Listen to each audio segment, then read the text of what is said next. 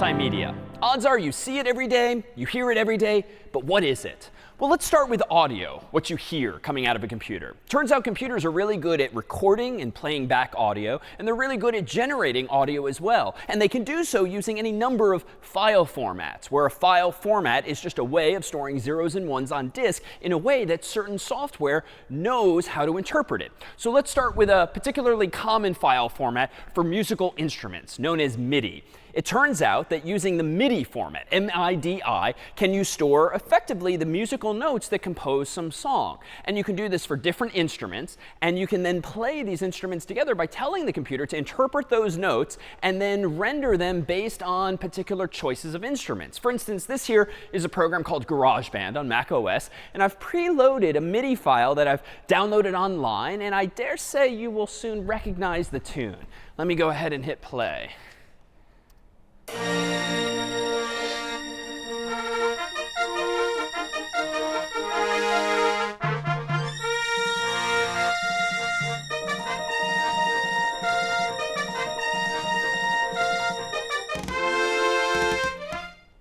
All right, well, that doesn't sound as good as you might remember it sounding in the movie, but why is that? Well, that's because my computer was synthesizing that music based only on those musical notes. So that wasn't an actual recording of an orchestra performing that song, but rather it was a computer synthesizing or generating the music based on an interpretation of those notes. So MIDI is especially common among musicians who want to share music with each other. It's especially common in the digital musical space where you do want the computer to synthesize the music for you.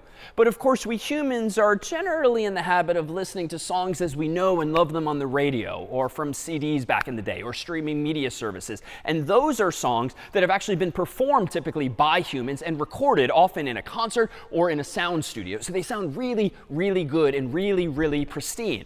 Well, you don't have to use MIDI for those kinds of experiences. Rather, you can use any number of other file formats. For instance, one of the earliest formats for audio and still one of the most common for uncompressed audio is called the WAV file format, which can store data in an uncompressed form so that you have really, really high quality versions of some audio recording. But also popular, and perhaps more popular among consumers, is that known as MP3 or MPEG-3, which is a file format for audio that uses compression to significantly reduce, generally by a factor of more than 10, just how many bits are necessary to store some song on your hard drive or on your music device or on your phone or any other form of technology where you might store music. And it does so by really throwing away zeros and ones that we humans can't necessarily hear. Now, some people will disagree, and true audiophiles might disagree and insist that actually you can tell the difference among these file formats, but that may very well be the case because there's a trade-off here. If you want to use fewer bits and really fewer megabytes to store your audio files, you might indeed have to sacrifice some of the quality. But the upside is that you might be able to store on your phone or your iPod or some other device 10 times as much music as a result of that compression. So audio compression is generally what's known as lossy, L-O-S-S-Y, whereby you're actually losing some of the quality or the fidelity of the music, but the gain is that you're using far less space to store that information. A similar file format in spirit is AAC, which is commonly used for audio files as well as inside of video files for audio. And that's something that you might see when you download files from via iTunes, for instance, or the like. And then there are streaming services these days like Google Play and the Amazon Store and Apple Music and Spotify, Pandora, and others that don't necessarily transfer files outright to your computer, but stream the bits to you so that they're actually being played in real time so long as your internet connection can keep up with the required bandwidth. So how do we think about the quality of these recordings, whether we're using any number of these file formats? Well, you can think of it in terms of at least two parameters. One is sampling frequency, the number of times per second that we actually take a digital snapshot, so to speak, of what it is the human would otherwise be hearing in person, so as to then represent it digitally using zeros and ones. And the second parameter would be the bit depth, just how many bits are you using for that snapshot in time, some number of times per second, in order to represent the pitch and the volume and what it is the human is seeing. And if you multiply those two values together, the bit depth and the sample rate, will you get just how many total bits are necessary to store, for instance, 1 second of music. And these file formats vary and allow you to vary exactly what these parameters are. So by using fewer bits, you might be able to save space but get a lower quality recording. Or if you want a super high quality recording, you might use a higher bit rate altogether. So now let's transition to graphics, what we see in the world of multimedia. It turns out here, too, there's multiple file formats for representing graphics. And what is a graphic?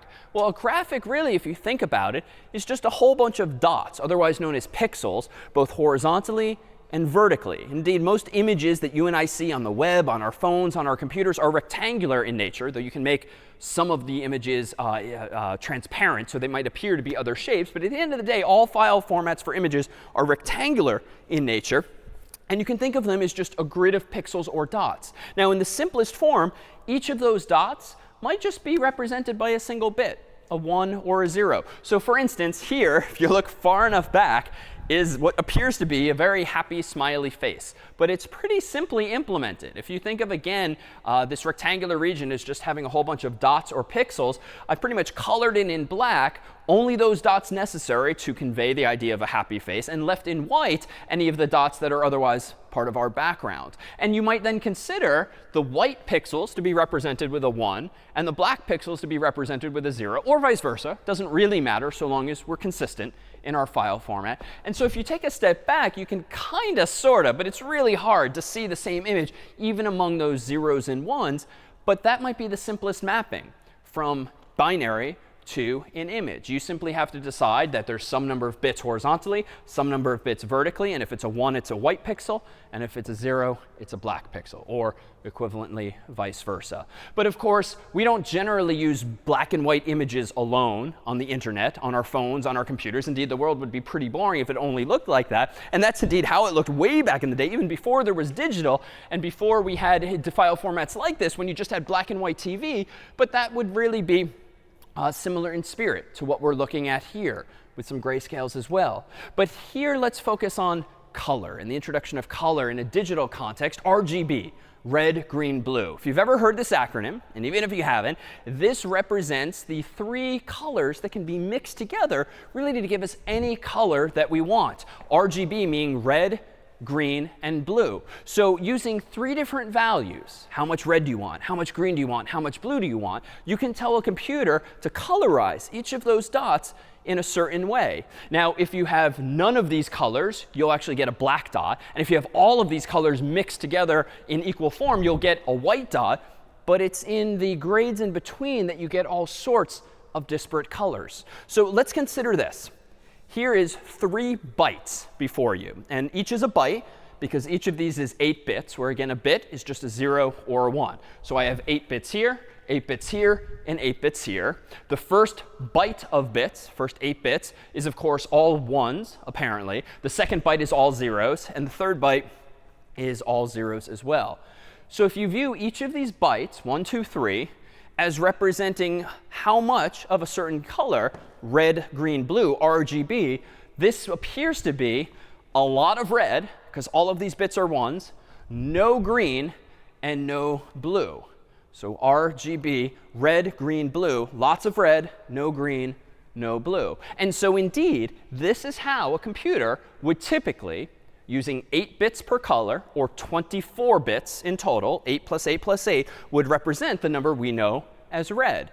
So that is to say, if you think of this whole screen as just one dot, it's not quite a square, it's a rectangle in this case, but if you think of this whole screen as just one dot, if a computer wanted to make this dot red, it would store a pattern of 24 bits, the first 8 of which are all 1s, the second 8 of which are all 0s, and the third of which are all 0s as well. And it will interpret the first of those 8 bits as meaning, give me a lot of red, give me no green, give me no blue. And thus you get a whole screen full of red, or a whole pixel full of red. What if we change it up?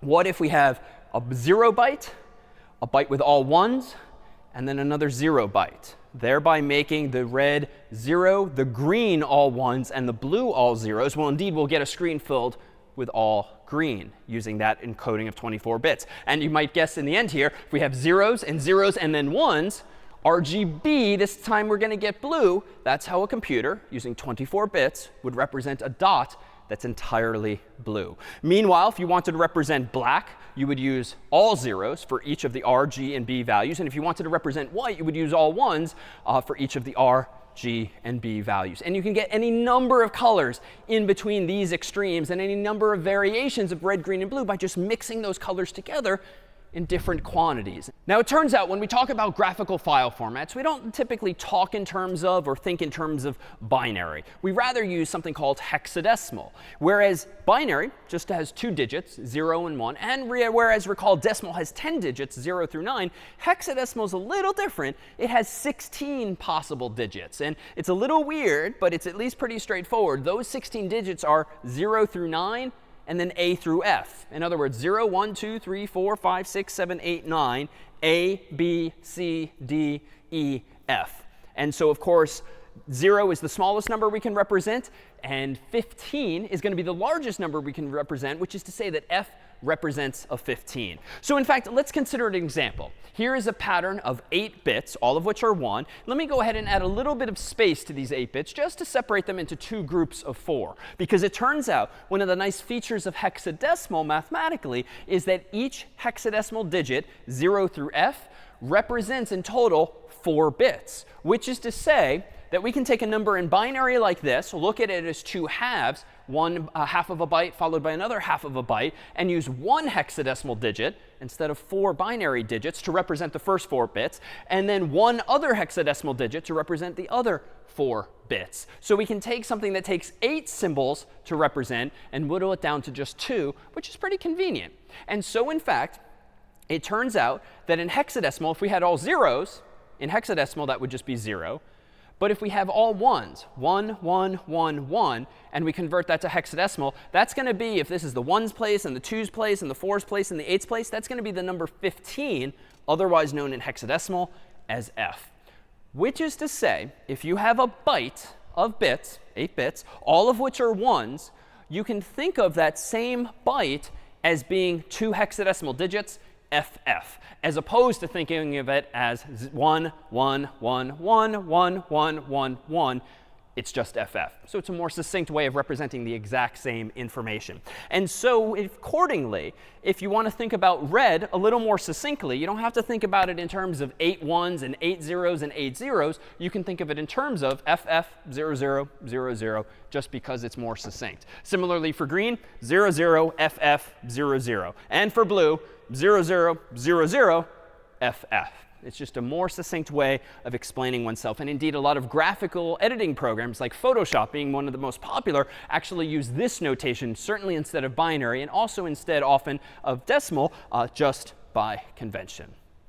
So now let's consider some specific file formats. If you're a PC user, might not have seen this in a while, but odds are when you did, it was for quite a few years. This beautiful rolling hill with a beautiful cloudy sky behind it. This was, of course, the wallpaper or the background image that came by default with Windows XP, an operating system from Microsoft for PC computers. So the very first time you turn on your computer and perhaps logged in, you would see a screen like this and maybe some of your icons and your recycle bin and the like.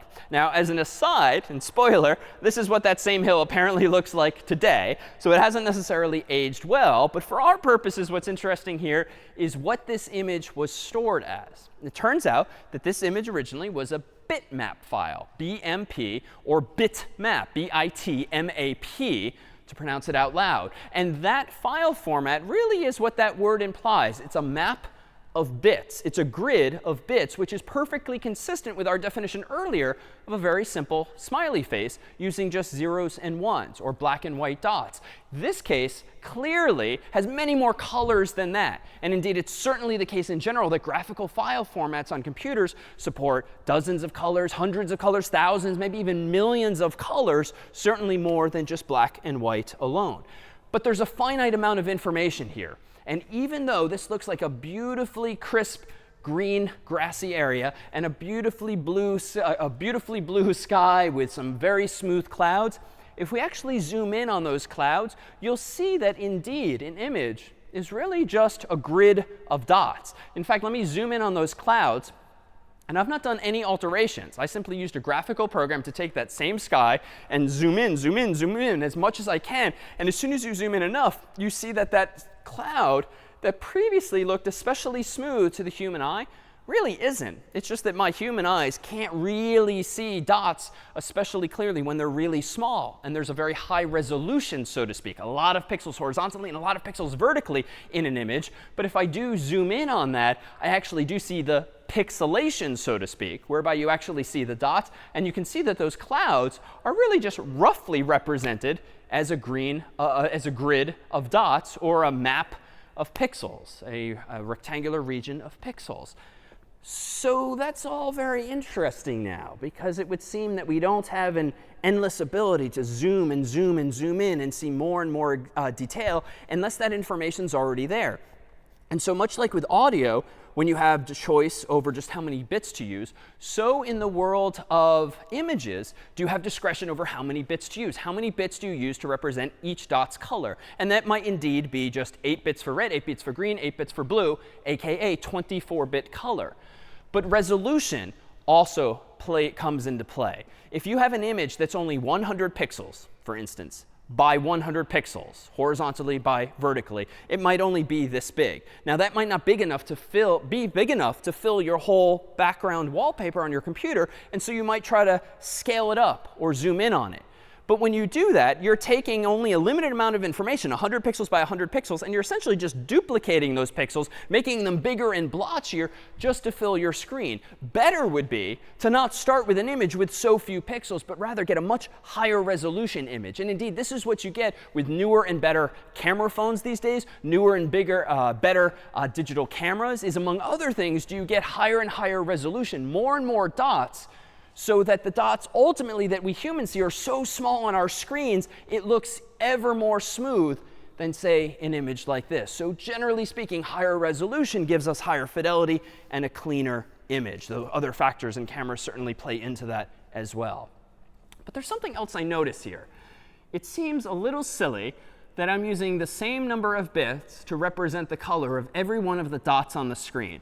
Because even though I do see a few different shades of gray or white in there, and light blue and dark blue, I see a lot of identical blue throughout this image. There's a lot of redundancy. And indeed, if we rewind, there's a whole lot of blue in this image itself. There's a whole bunch of similar white, it would seem, in the middles of the clouds. There's a whole bunch of similar looking green.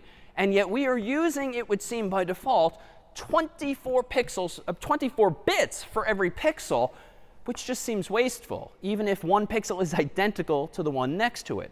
So it turns out that graphical file formats can often be compressed. And this can be done in different ways. It can be done losslessly or lossily. So earlier, you'll recall that I proposed shrinking audio files by throwing away information that maybe my human ears can't necessarily hear, or my non-audiophile ears might not even notice or missing. And that would be lossy compression. And then I'm just throwing information away, assuming that the user's not going to notice.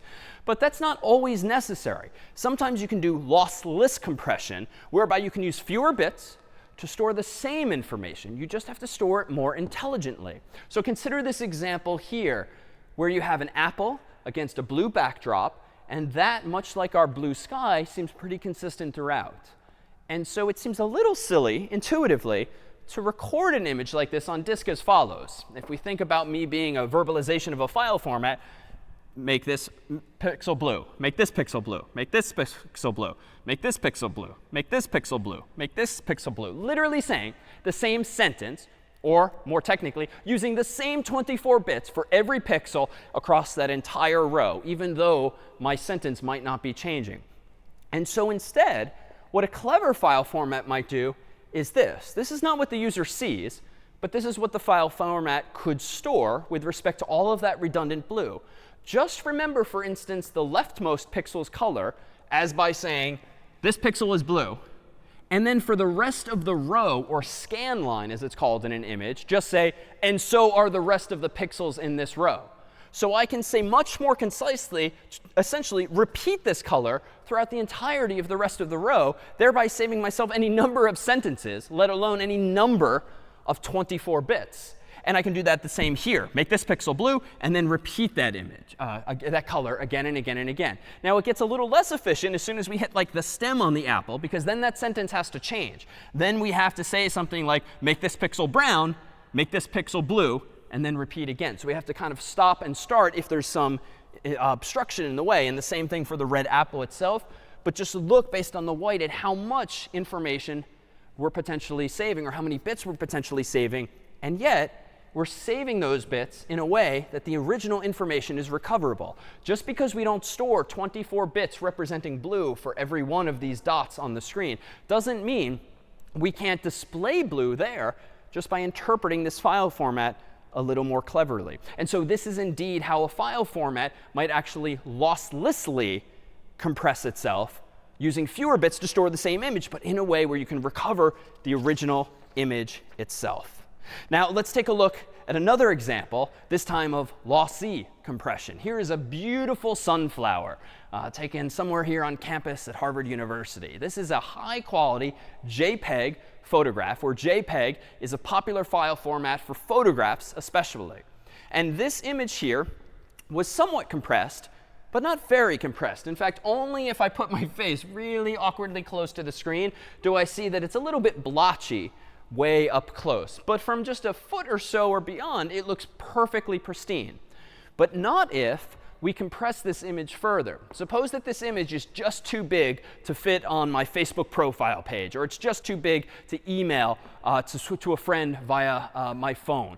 And in other words, I need to use fewer bits, or fewer megabytes even, if it's a really big file, to store this same image and convey the gist of the image to that friend. Now, I see a little bit of blue, and I do see a bunch of yellow, but it's not quite the same clean pattern that we saw with the apple, or even the blissful blue sky above the green grassy hill. And so if I were instead using a file format that can still be compressed, but lossily, where we're actually throwing information away, this might be the before image. And now wait for it, this might be the after image. So it's still clearly a sunflower, though it looks a little more sickly at this point. But it definitely looks blotchier. In fact, from a foot or more away, I can actually see that my sky has become very pixelated. It almost looks like Super Mario Brothers back in the old Nintendo systems, where you could really see the big dots.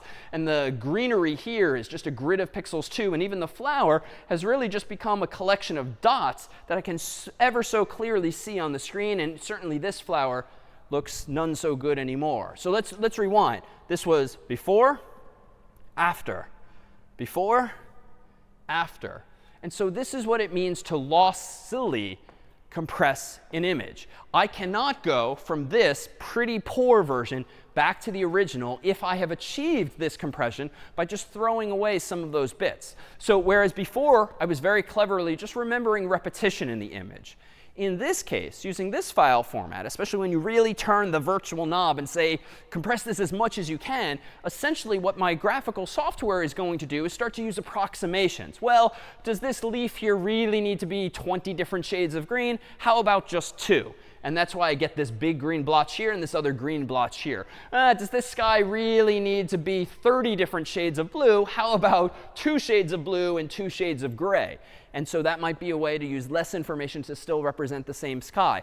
I don't know in this file format just how clear the sky used to be, because those dots have essentially been thrown away and aggregated in this way. But it makes for a much smaller file format. And so what are the formats at our disposal? Well, there's any number of options out there today, but perhaps the most common are these. There's the bitmap file format, which was commonly used originally in Windows and other contexts. Not super common these days, certainly not on the web, but does indeed lay out all of your pixels in a grid, essentially on disk, of zeros and ones. Meanwhile, there's GIF, which is commonly used for low-quality images in multiple senses of the word. This is often used for icons on the screen or clip art that you might see. And it's also increasingly used for internet memes, or the kinds of images that you might forward along to friends or see popping up on your screen, in large part because GIFs can be animated. So there's sort of a very low-end version of a video file where really it's like an image it's like a video file with just a few images inside of it that often play on the repeat. So one after the other, creating the illusion of some form of animation. But the resolution of GIFs tends to be not very high, although they can be losslessly compressed, as we saw with the apple before. But they only support 8-bit color. And 8 bits implies that we can only have a total of 256 colors in the image itself, which limits the range. And so they tend not to look great, especially when large, for things like photographs of humans and grassy knolls.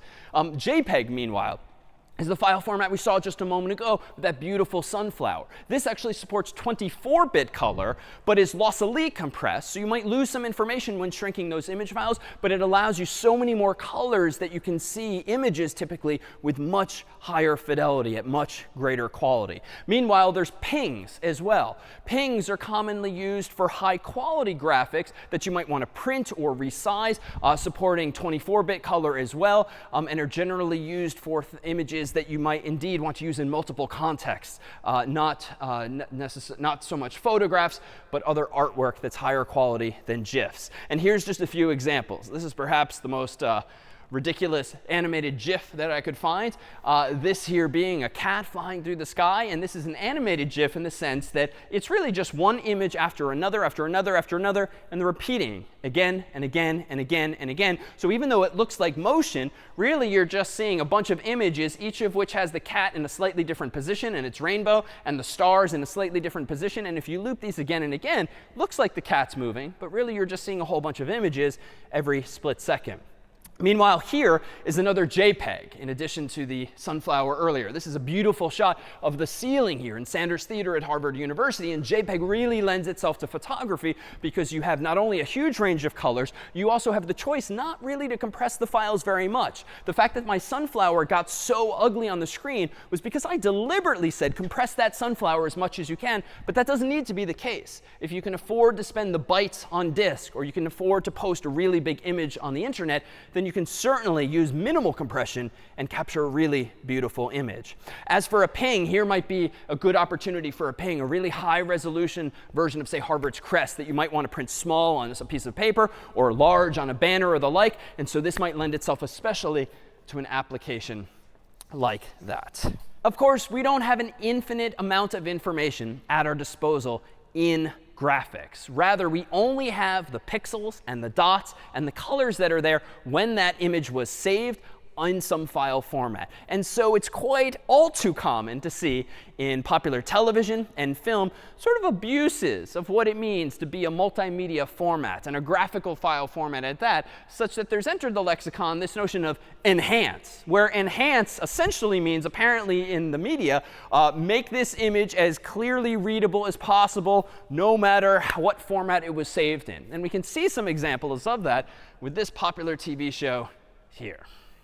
So they're watching this video of some bad guy, presumably, and they're trying to identify the suspect. So they're really just looking at what's called a frame in a video, which for all intents and purposes is just an image inside of a video. Because what's a video? Well, much like the animation we saw a moment ago, a video really is just a set of images being shown really fast to the human eye, generally at a rate of 24 frames or images per second, or as many as 30 frames or images per second, thereby creating the illusion of motion, or really motion pictures. But really, it's just a whole bunch of pictures being shown to us super quickly. So here's one such picture. And here, apparently, is the key to solving this mystery. Indeed, if we enhance that glint in this fellow's eye, we apparently see exactly this. And by the magical incantation of enhance, do we apparently see this. And this is where reality breaks down. If this is the entirety of the information that has been stored in some file format, and indeed you can see the pixels and the pixelation, the blotchiness, because only so many bits and only so much resolution was used to store that image,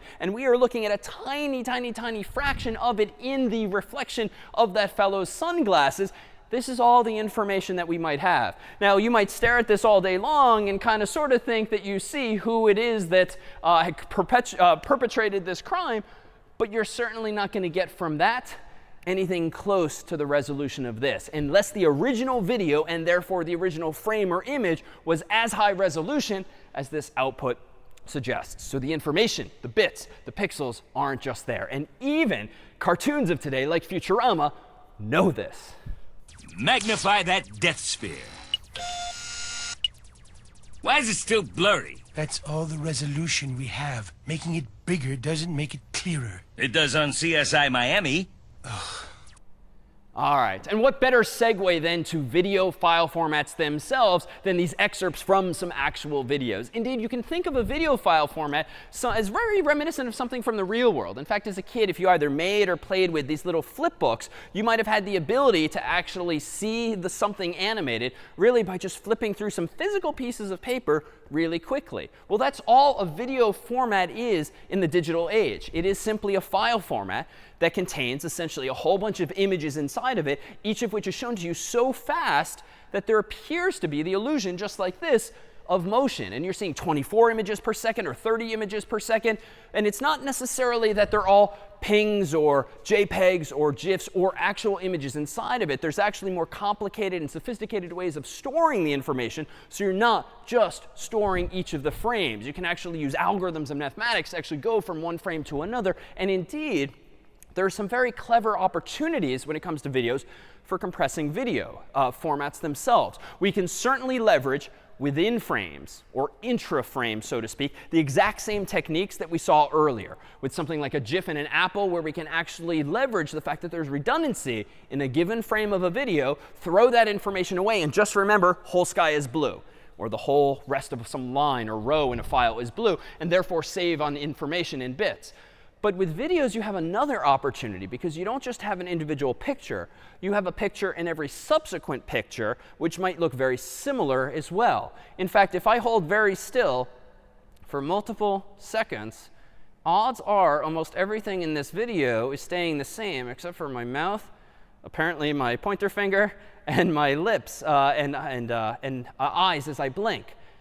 But everything else about me is pretty much the same. So why would you, in your file format, store all of the various colors that we see behind me and around me? You don't need to do that. You can also leverage something called interframe compression, whereby, in simplest form, you can take a look at the current frame of a video and look at the next frame and decide what has changed. And maybe look another frame after that, see what has changed, and another frame after that and see what has changed, and essentially store not every image from the starting point to the ending point, but really just the differences between those frames that are adjacent. So for instance, if we start off with this bee here on a trio of flowers, and he moves, and he moves, and he moves, we could, if not compressing this video, and these 4 frames that compose the video, we could just store each of those images essentially as is. Even though flowers are not moving, the leaves are not moving, the only thing that's moving is the bee. Or we can be more clever about this, just as we were with the blue sky behind the apple. We can recognize that between picture 1 and picture 4, or the first 4 frames of this video, the only thing that's moving is indeed that bee. So maybe we should store just what we'll call keyframes, or a snapshot in time of what the video looks like. And then on each subsequent frame, essentially just remember what information has changed, in this case, the position of the bee, and leave it to the computer playing the video to infer or interpolate these inner frames based on those so-called keyframes. Use a bit of clever math, use some algorithms to actually figure out that, oh, here's where the bee now is. Let me redraw the exact same flower and the exact same leaves behind that bee. But I now only have to store really as many bits as it takes to remember where the bee now is there, where the bee now is here. And then just for good measure, to keep everything synchronized, maybe every few frames we'll have another keyframe that, even though it's a little expensive, stores the entirety of the frame. Just in case something goes wrong, we can guarantee ourselves that we can reconstruct what the video actually is, even if there's a little bit of a glitch otherwise. So what are the file formats that we have at our disposal? Well, in the video world, the terminology gets a little more complicated in that there are a number of different solutions to the problem of storing video. And indeed, these are what the world might call containers. And a container is, just as the name implies, it's a digital container inside of which you can put multiple types of data. And the types of data you might put into a container would be a video track, like the actual footage that you see on the screen, an audio track, which is the actual audio that you hear, maybe a secondary audio track. If a film has been dubbed from one language into another, you might have multiple audio tracks in the same container, and then the software on your computer, or even on your TV for that matter, that's playing back this video can actually choose between those multiple audio formats. You might have closed captions or some other track inside the container. So long story short, a container really is just that. It's this bucket inside of which is the video and the audio, but maybe multiple formats thereof, so that you can play them back based on your own preferences. So AVI is a very popular format that's been commonly used in the Windows world for years, as has been DivX. MP4 and QuickTime have been more common on the side of Macs, although MP4 is now pretty much universal across all browsers and operating systems and more. Atroska is more of an open source container that's meant to be even more versatile than these others on the screen, capable of storing any number of file formats inside. And as to those formats inside, they might indeed be video, they might indeed be audio, but within those worlds, realize there are different ways of storing and encoding information, and those innermost wrappers use what are called codecs, where a codec is just a way of encoding information in a video or a file, in an audio file format. And there's any number of these options as well, but perhaps some of the most common these days is something called H.264 for video, which is a way of storing video on disk inside of a container, or MPEG-4 Part 2, a little more verbosely, a popular alternative there too. And then in the world of audio files, two terms we've seen before, and this is where the world gets a little confusing. Sometimes the container formats are the same as the actual media formats, and in this case, AAC and MP3 can be standalone files that you download and listen to in iTunes or some other software, or they can be tracks inside of a container that actually provide a video with the audio that accompanies it. But there aren't just these two-dimensional file formats, if you will. There are increasingly three-dimensional or virtual formats as well that allow you to capture the entirety of spaces like this. In fact, this is a picture that is knowingly a little bit distorted, because if you look up and around in reality at this space, it doesn't look so wide and stretched out, and the stage definitely isn't curved like this. But essentially what you're looking at now is a 360-degree photograph of this exact stage. And that image, even though it's effectively a sphere that captures the entirety of this space, it's essentially like you've taken a sphere and cut it around the edges and then flattened it out, much like flattening a globe of the Earth into a rectangular region. And what you get is something that's a little distorted. But if you kind of stare at this for just a moment, and you imagine that the wooden stage here is really meant to be a straight line, and all of these seats are supposed to be put together side by side, you could imagine reforming a sphere out of this otherwise flat two-dimensional image and putting yourself inside of it and being able to experience a space like this. So increasingly, some of these same file formats we've discussed, among them JPEG, for instance, for photographs, do you have the ability to inject what's called metadata, some additional, often textual data that the human looking at an image doesn't see, but programs like Photoshop and browsers and applications can actually read and realize, oh, this image has not only a grid of pixels, compressed or otherwise, color or otherwise, that I can display to the user. There's also some additional metadata that tells me how to display this image in a way that's much more immersive, so that the image effectively wraps around the user. Now, the user might look a little silly doing so, but if he or she has a headset quite like this one here,